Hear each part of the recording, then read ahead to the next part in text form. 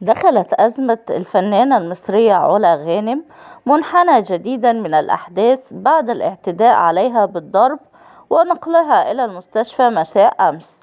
وصرح نقيب المهن التمثيلية المصرية الفنان أشرف زكي لوسائل إعلام مصرية بآخر تطورات الحالة الصحية لعلا غانم بعد دخولها المستشفى خلال الساعات الماضية. وقال أشرف زكي إن الأطباء بالمستشفى أخبروه بأن علا لديها ارتجاج في المخ وتعاني من كسر في الضلع الثالث. وتم نقل الفنانة المصرية إلى المستشفى بعد تعرضها لوعكة صحية شديدة، حيث قالت ابنتها إنها توجد في المستشفى وتعاني من ارتجاج في المخ وكسر في العظام ونزيف داخلي. واستغاثت علا غانم منذ أسبوع عبر حسابها الرسمي على إنستجرام لإنقاذها، بينما أوضحت لاحقا أن زوجها الذي تقاضيه راهنا بقضية خلع ما زالت رهن القضاء المصري هو من يقف وراء ما تعرضت له. ورفضت علا غانم في تصريحات سابقة التعقيب على اتهامات كان قد وجهها زوجها عبد العزيز لبيب لها، تشير إلى اعتدائها عليه بصحبة والدتها، وكذلك اتهامه لها بتعاطيها وابنتها الكبرى مواد مخدرة. وقالت إن القضية برمتها أمام النيابة المصرية، وهي الجهة المسؤولة عن أي مستجدات قد تطرأ فيما بعد. وكانت علا قد اتهمت زوجها باقتحام منزلها وبصحبته نحو 20 شخصا رجالا ونساء يرتدين عباءات سوداء.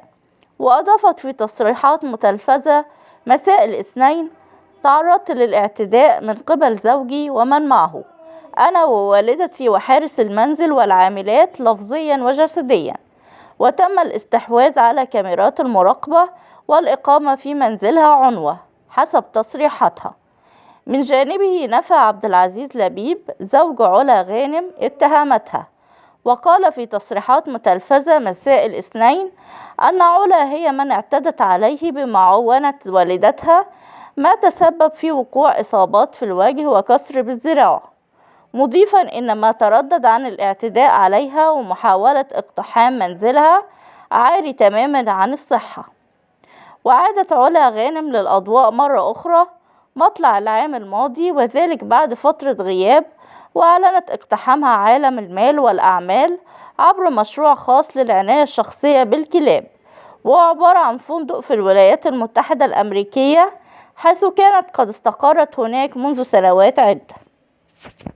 وخضعت علا غانم أمس السبت لعملية جراحية عاجلة أجرت خلالها تركيب مسمار في إصبع اليد اليسرى، كما كشفت الفحوص إنها تعاني من شرخ في الضلع السادس بالقفص الصدري. وكانت الممثلة الشهيرة تقدمت باستغاثة إلى السيدة المصرية الأولى انتصار السيسي، وكذلك المجلس القومي للمرأة برئاسة مايا مرسي، والمحامية نهاد أبو القمصان رئيس المركز المصري لحقوق المرأة منذ أيام عبر إنستجرام.